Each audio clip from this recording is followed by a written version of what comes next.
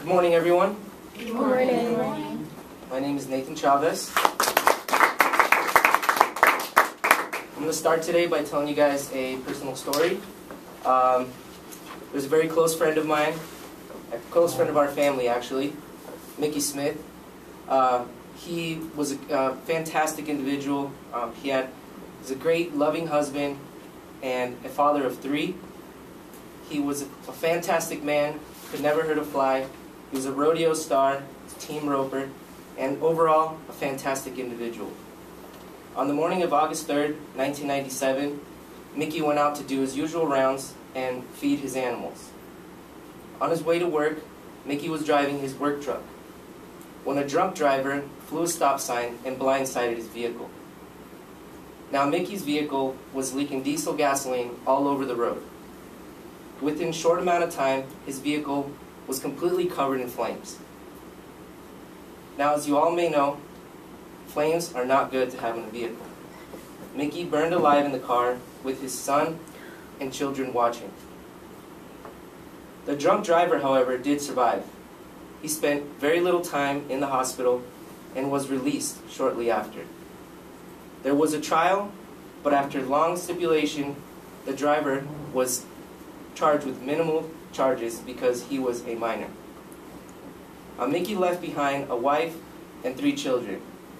To this day, those children suffer every day without their father.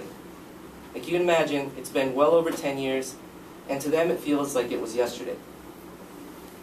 Mickey continues to influence many lives in his community, as he was only killed about 15 miles from Tempe in a reservation called Fort McDowell. Now take this into consideration next time you decide to drink and drive. On average, 28 people die in the United States a day from drinking and driving. Not necessarily drinking and driving, but as victims of crashes in drinking and driving. Now, there are various problems with this issue. One of the problems is that we all think that we can have a drink and go out and drive. Now, this isn't true, everyone. This is actually a really false belief. There's more effects than just injuries from drinking and driving. When you drink and drive, even if you have 1 or 2 drinks, you're taking the risk of being charged with a felony crime. Now, this sticks with you throughout your entire lives. Regardless of what you may think, the record of drinking and driving does not go away from your record. So anytime that you decide to apply for a job, this will be on your record. Now, not only does this put a damper on your professional career, but it also puts a damper on your personal life. It could cause financial stress, and it could also cause time in jail, which is not pleasing. I am very sure, and I have no experience, but I'm sure it does. So with this in mind, everyone needs to take time and think, what is so beneficial from me taking this drive home? Nothing. Not only does it damper your professional career, but it also can damage your personal life because it can cause a serious injury to you or a loved one around you. Now, like Bridget said, we're not the only ones on the road.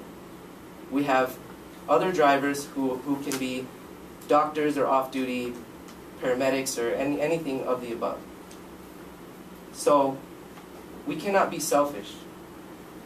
And if we take a life, that's a shame that we'd have to carry for the rest of our lives. So now that we covered the problems of drinking and driving, let's think of some causes. Why do people drink and drive? Well, in Arizona, it's become a prominent, almost event that people go through in their lives. Now, whether you have 1 drink and you're driving fine and you get pulled over for a minimal law, in Arizona, there's 0 tolerance. What we need to do is inspire this to be a nationwide discussion. We need everybody across the nation to support what we are doing in Arizona. We need to have strict laws against drinking and driving and a 0 tolerance, because people die every day from this.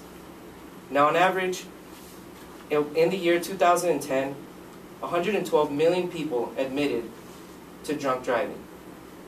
that means that there were over 300,000 incidents of drunk driving every day. So why is this an issue? Because we have a lack of knowledge from a very young age as to the importance and the results that can happen from drinking and driving. So what solutions can we have? What solutions can we create? What we can do is inspire ourselves and everybody around us to stay home and drink. Or go out, go to Mill, take a taxi. They're only $10 or $15. Whatever you do, don't get behind the wheel. Not only will you save a life, but you'll prevent a large amount of stress. A very large amount of stress to yourself, to your family, to your friends. Now, next time you think about drinking and driving, remember what you're doing in this class today. Remember what you're doing on this campus. Remember that we are all striving to have a great career and to have very large opportunities for us in the future. A DUI charge is a felony, and you will lessen your opportunities, even if it is a minor thought in your personal experiences. So go out and make sure that you inspire your friends to get a designated driver or be a designated driver yourself. Thank you everyone for listening to me today. I appreciate you. Everybody have a nice afternoon.